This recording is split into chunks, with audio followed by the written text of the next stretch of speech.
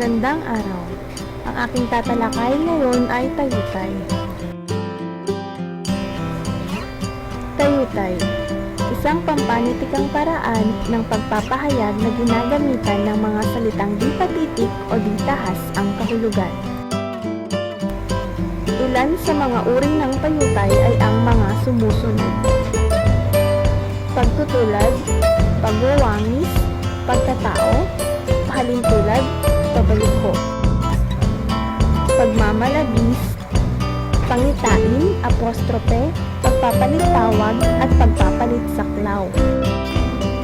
Una ay ang pagtutulad o simile.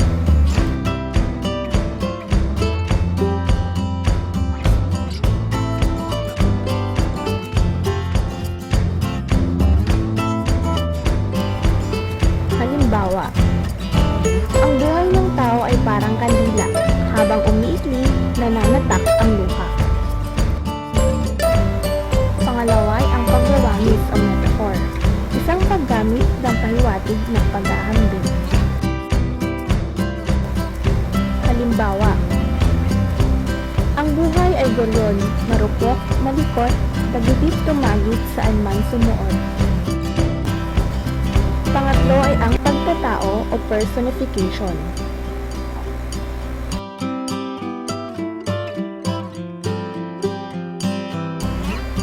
Halimbawa, pumipikit, dumidilat, ang kandila, dumidilat, pumipikit, bumubulong, tumatawag. Pang-apat, paghalintulad o analogy.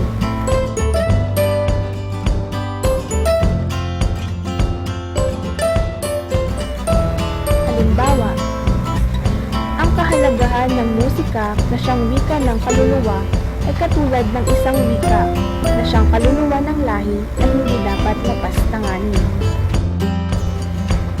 Panglima, pabalikho o paradox.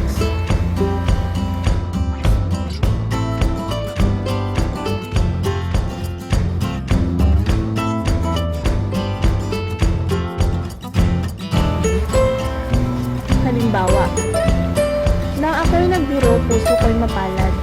Nang magpakabuti ay saka naghirap. Pang-anim ay ang pagmamalabis o hyperbole.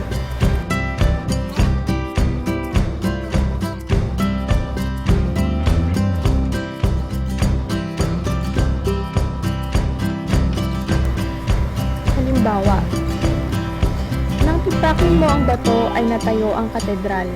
Nang pukpukin mo ang tanso ay umugong ang batinaw. Pang-pito, pangitain o vision.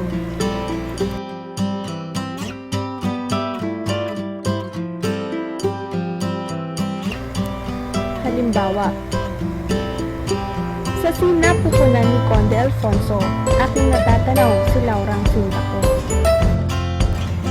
Pangwalo ay ang apostrope.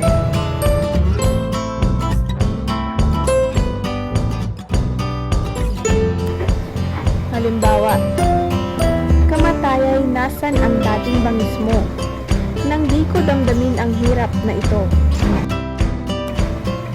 Pangsyam ay ang pagpapalit tawag.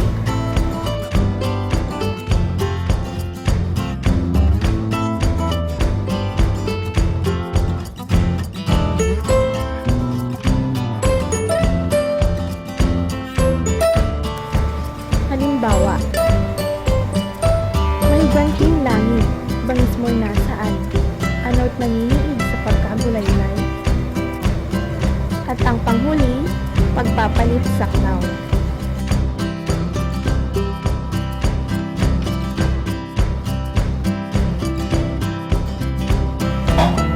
Halimbawa, una, isang bagay at ang sangkap, ang ipinapangahas niya'y ang kanyang pilak.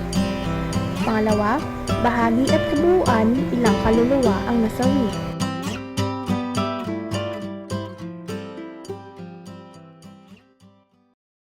Created using Powtoon.